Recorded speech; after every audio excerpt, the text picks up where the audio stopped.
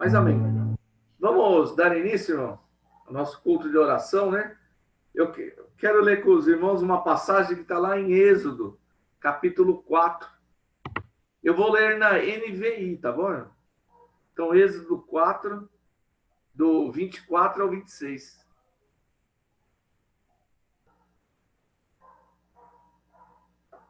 São 2 versículos apenas. Então, Êxodo 4, do 24 ao 26. A palavra de Deus diz assim, ó. Numa hospedaria, ao longo do caminho, o Senhor foi ao encontro de Moisés e procurou matá-lo. Mas Zípora pegou uma pedra afiada, cortou o prepúcio de seu filho e tocou os pés de Moisés. E disse, você para mim um marido de sangue. Ela disse, marido de sangue, referindo-se à circuncisão. Nessa ocasião, o Senhor o deixou. Amém, irmãos? Irmãos, essa passagem é difícil, viu?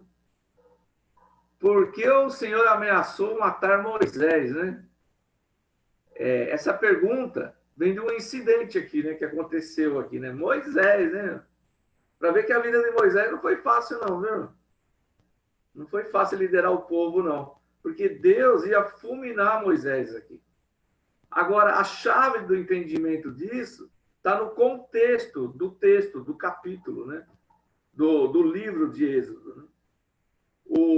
Em Êxodo 3, irmãos, Deus fala com Moisés lá na sarça ardendo e o chama para liderar o quê? O povo do Egito.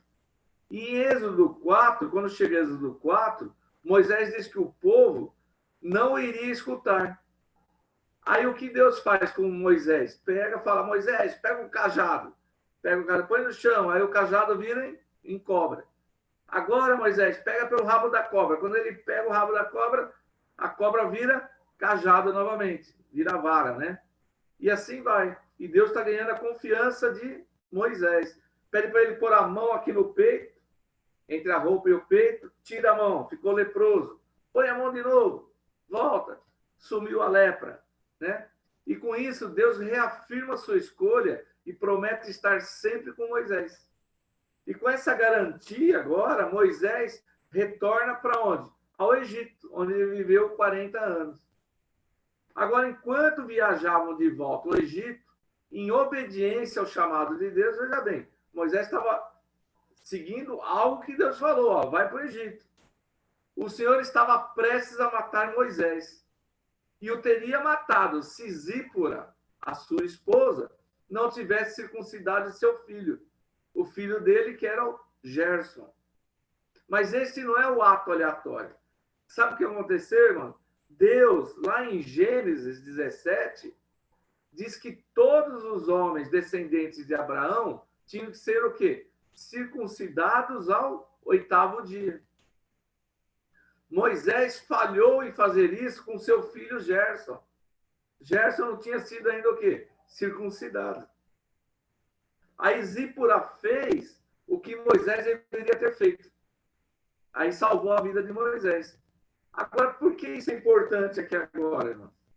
Antes de Moisés voltar ao Egito, quer dizer que Egito aqui simboliza não apenas um país, Egito, mas simboliza o mundo. Ele e sua família deveriam ser o quê? Separados para Deus, irmão. E qual era o símbolo de separação para Deus? A circuncisão. Não fazer a circuncisão significava que Moisés não estava levando a sério os mandamentos de Deus.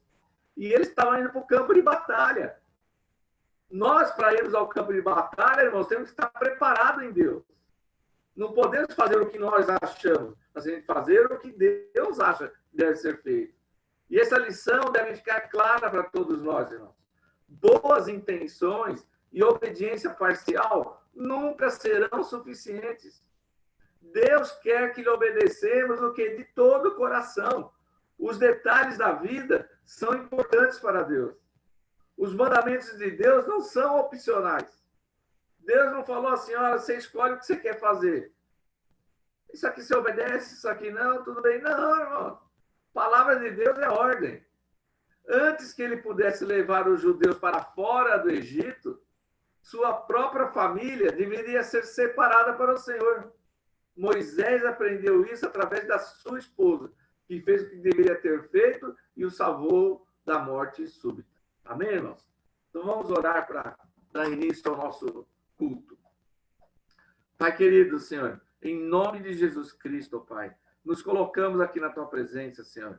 Somos gratos, Senhor, pelo teu amor, pela tua misericórdia, Pai. Senhor, que o teu Espírito Santo possa falar conosco, Senhor. Primeiramente, ó Pai, que nós queremos ser pessoas, queremos ser cristãos, ó Pai, obedientes à tua palavra, Senhor. Nos ajuda, Senhor. Às vezes somos rebeldes, Senhor, não queremos, nós teimamos em fazer algo, Senhor, que não é para ser feito, ó Pai. Ô, Senhor, então fala com cada um, Senhor. Nós abrimos nossos corações para Ti, ó Pai. Que o Teu Espírito Santo possa passar em revista, Senhor, agora cada um, ó Pai, nas suas casas, ó Pai. Ô, Senhor, nós somos gratos, Senhor, por podermos ter a liberdade, Senhor, de poder Te adorar e poder Te bendizer, ó Pai. Nós agora, Pai, entregamos nas Tuas mãos, Senhor, cada momento deste culto, ó Pai. Ô, Senhor, nós fazemos isso, Senhor, para a Tua honra e Tua glória, Pai. Oh, aleluia, Senhor. Nós oramos no nome de Jesus, Pai. Amém. Amém. Glória a Deus. Amém. Antes de passar para o irmão Eliseu, né, irmão? Só uma coisa, né? A esposa de Moisés é Zípora, né? E uma vez, uma gincana bíblica, não, acho que foi no programa de rádio da igreja, perguntaram assim, qual é o nome da esposa de Moisés, né, irmão? Mas ninguém acertou, irmão. E desde então eu não esqueci mais o nome dela, que é Zípora. Amém, irmão? Irmão Eliseu, é com você. Amém. Paz do Senhor a todos. Amém. Tá bom o som? Tá bom. Então tá bom. O Espírito Santo está descendo agora, derramando tanta paz em nossos corações. O Espírito Santo sempre nos acalma nos momentos que passamos pelas provações. O Espírito Santo é tão maravilhoso e renova sua vida, basta você crer. Seu poder é tão divino e precioso e sentimos sua presença mesmo sem querer. Guarda-me, ó Pai, com a unção do teu Espírito. Tua palavra diz que sou mais que vencedor. Guarda-me, ó Pai, com as meninas dos meus olhos. Seja meu escudo, minha proteção, meu Salvador. O Espírito Santo está descendo agora, derramando tanta paz em nossos corações. O Espírito Santo sempre nos acalma nos momentos que passamos pelas provações. O Espírito Santo é tão maravilhoso e renova sua vida, basta você crer. Seu poder é tão divino e precioso e sentimos sua presença mesmo sem te ver. Guarda-me, ó Pai, com a unção do teu Espírito. Tua palavra diz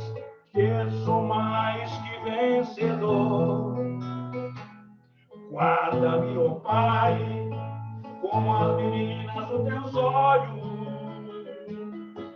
Seja meu escudo, minha proteção, meu Salvador. Guarda-me, ó Pai, com a unção do teu Espírito. Tua palavra diz que sou mais que vencedor. Guarda-me, ó Pai, como as meninas dos teus olhos. Seja meu escudo, minha proteção, meu Salvador. Guarda-me, ó Pai, como as meninas dos teus olhos. Seja meu escudo, minha proteção, meu Salvador. Amém?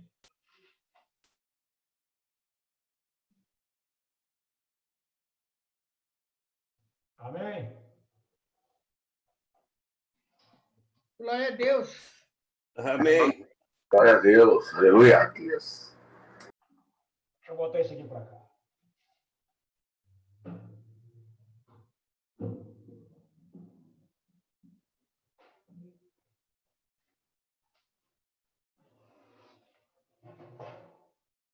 Paz, irmãos, a todos.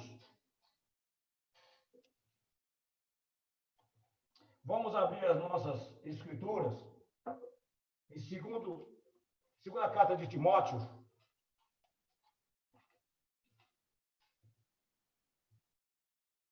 capítulo 1, versículo 3 a 14. Segunda carta de Timóteo, capítulo 1, 3 a 14.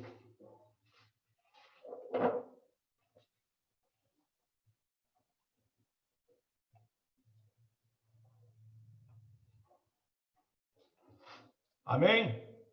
Todos acharam? A carta aqui é poderosa, viu? Dou graças a Deus, a quem desde os meus antepassados sirvo com a consciência limpa, porque sem cessar lembro de você nas minhas orações noite e dia. Lembro das suas lágrimas e estou ansioso por ver você, para que eu transborde de alegria. Lembro da sua fé sem fingimento, a mesma que primeiramente habitou em sua avó Loide e em sua mãe Eunice. E estou certo de que habita também em você. Por essa razão, venho lembrar-lhe que reavive o dom de Deus que está em você pela imposição das minhas mãos. Porque Deus não nos deu um espírito de covardia, mas de poder de amor e de moderação. Portanto, não se envergonhe do testemunho de nosso Senhor, nem do seu prisioneiro, que sou eu. Pelo contrário, participe comigo dos sofrimentos a favor do Evangelho, segundo o poder de Deus, que nos salvou e nos chamou com santa vocação, não segundo as nossas obras, mas conforme a sua própria determinação e graça que nos foi dada em Cristo Jesus antes dos tempos eternos, e manifestada agora pelo aparecimento do nosso Salvador Jesus Cristo. Ele não só destruiu a morte, como trouxe a luz e a vida e a imortalidade mediante o Evangelho. Para esse Evangelho eu fui designado pregador, apóstolo e mestre. E por isso eu estou sofrendo essas coisas. Mas não me envergonho, porque sei em quem tenho crido e estou certo de que Ele é poderoso para guardar aquilo que me foi confiado até aquele dia.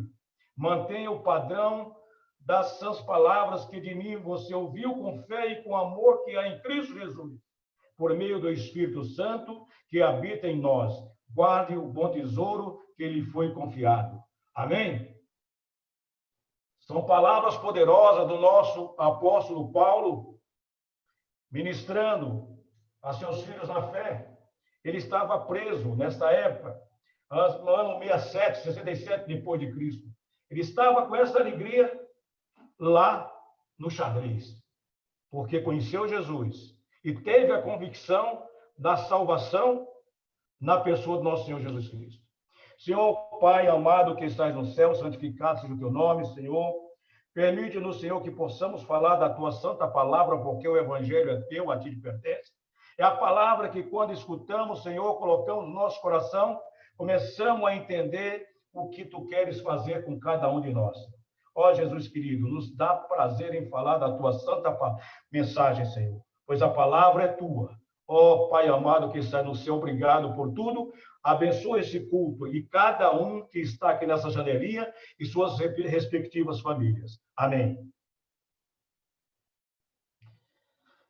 Como eu já falei, provavelmente o ano foi 67 depois de Cristo, onde Paulo estava preso lá em Roma.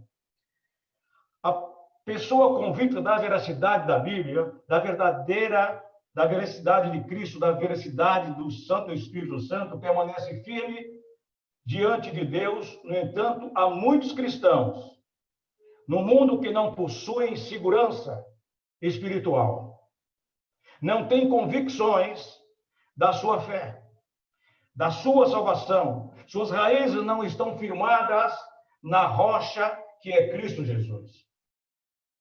Todo cristão, para ter uma vida inabalável, precisa ter convicções da sua fé em Deus.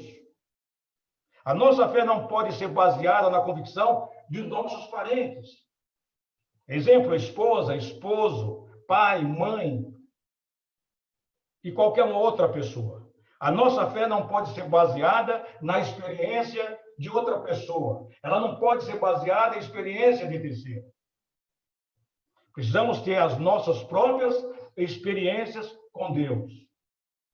Porque haverá momentos em nossa vida que seremos provados ou passaremos por tribulação. Aí somente permaneceremos com Cristo se tivermos a própria convicção da nossa fé em Cristo Jesus.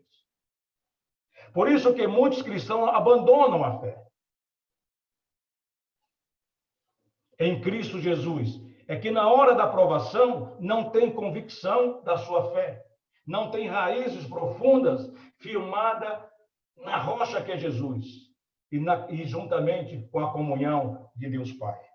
O que fez Jó suportar tamanha provação e permanecer com a sua fé em Deus? Foi a sua convicção em Deus e as raízes profundas de que tinha sua comunhão com Deus que está nos céus. Capítulo 19, versículo 25 de Jó. Porque eu sei que o meu Redentor vive e que por fim se levantará sobre a terra. Isso é uma profecia. Jesus se levantou. Jó tinha a convicção que o seu Redentor vivia e iria fazer justiça. O apóstolo Paulo tinha certeza da sua crença em Deus. O versículo 12 diz assim: por cuja causa padeço também isto, mas não me envergonho, porque eu sei em quem tenho crido e estou certo de que é poderoso para guardar o meu depósito até aquele dia. Paulo tinha uma fé firme em Cristo. Paulo dizia: estou certo de que é poderoso para guardar o meu depósito até aquele dia. Então, você só entrega a tua vida a quem você tem confiança, a quem pode te dar até o final, pode entregar a coroa da justiça para você. Paulo dizia: estou certo que é poderoso para guardar o meu depósito até aquele dia. Pode ser o dia da ressurreição de todos os mortos, como pode ser o dia que Jesus vai nos chamar para morar com ele, quando ele descer nas nuvens. Esse depósito era tudo aquilo que Paulo havia aprendido de Cristo. Nós precisamos aprender cada vez mais de Cristo para nos defendermos, senão nós vamos ficar presas fáceis.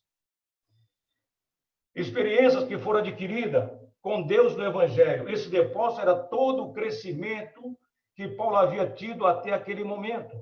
Jesus nos dá esse conhecimento através da nossa convicção em Cristo. Paulo sabia que esse seu depósito estava guardado até o final. Paulo sabia que nada podia abalar sua fé em Cristo Jesus. Lá em Romanos capítulo 8, versículo 38 e 39 diz: porque estou certo que nem a morte, nem a vida, nem os anjos, nem os principados, nem as potestades, nem o presente, nem o porvir, nem a altura, nem a profundidade, nem alguma outra criatura nos poderá separar do amor de Deus, que está em Cristo Jesus, nosso Senhor. Paulo tinha uma convicção plena que nada desviaria ele da fé em Cristo. Percebemos que existem várias pessoas no mundo cristão titubeando entre dois pensamentos. Estão com a igreja de Laodiceia, mornos, nem frios e nem quentes. A falta de convicção, de certeza e confiança plena na mensagem bíblica leva o crente ao esfriamento, assim como a ter dúvidas a respeito do caminho que está seguindo. Ninguém consegue servir a dois senhores. Mateus capítulo 6, versículo 24 diz: ninguém pode servir a dois senhores, porque ou há de odiar um e amar o outro, ou se dedicará um e desprezará o outro. Não podeis servir a Deus e a Mamon. Assim como não é possível sermos felizes pisando em terreno inseguro, convicção corresponde a pisar em terreno firme, seguro, sem dúvidas, seguindo com determinação a carreira que nos foi proposta através dos ensinamentos dos profetas e apóstolos. A convicção nos leva à transformação. Segundo o dicionário, convicção é uma certeza que vem através de fatos ou razões. É um convencimento. Isso nos mostra que se não estivermos convencidos de certas coisas na nossa vida, não veremos transformação nessas áreas e não lutaremos por ela. Nós lemos também no dicionário que a convicção está baseada em fatos ou razões. Por isso, precisamos buscar a palavra de Deus, fato que podemos nos apoiar. É o melhor apoio que nós vamos ter na nossa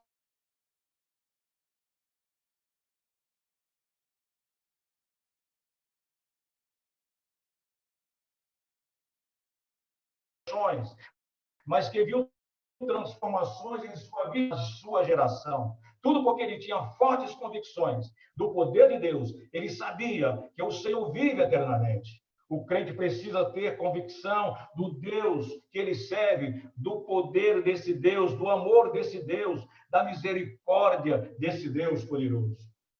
As convicções que nós devemos ter, as nossas convicções em Deus, na sua palavra, são muito importantes. Elas ordenam a nossa conduta, dão fervor à nossa oração, dão conteúdo ao louvor e adoração. A nossa fidelidade a Deus depende das nossas convicções. A nossa fé, o nosso amor, a nossa contribuição tem por base as nossas convicções. Há crentes com convicções fortes e crentes com convicções fracas. Os primeiros são colunas na igreja. Os segundos são pedras rolantes que não estão firmes nem dão firmeza aos outros. As nossas convicções bíblicas são o nosso maior tesouro.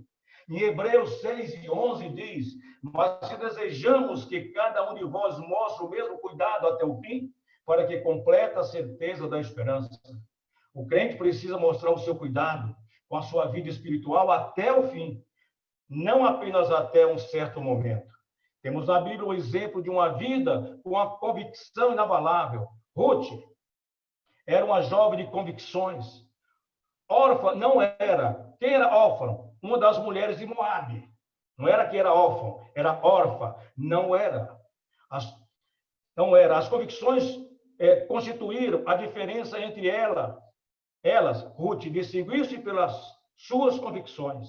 Apesar de ser estrangeira, ela tornou-se a bisavó de Davi e entrou na linhagem direta de Jesus Cristo, deixando uma brilhante história, um livro na Bíblia com seu nome. As suas convicções levaram-na a deixar a nação idólatra de Moabe para se integrar ao povo do Senhor. Ruth alcançou um lugar na glória dos céus. Ruth, capítulo 1, versículo 16, diz: disse, porém, Ruth, não me instes para que te deixe e afaste de mim, porque aonde quer que tu fores, eu irei.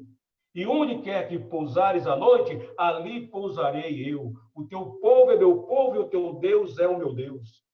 Órfã Era uma mulher de Moabe, que é mencionada na Bíblia. Ruth teve, no livro de Ruth,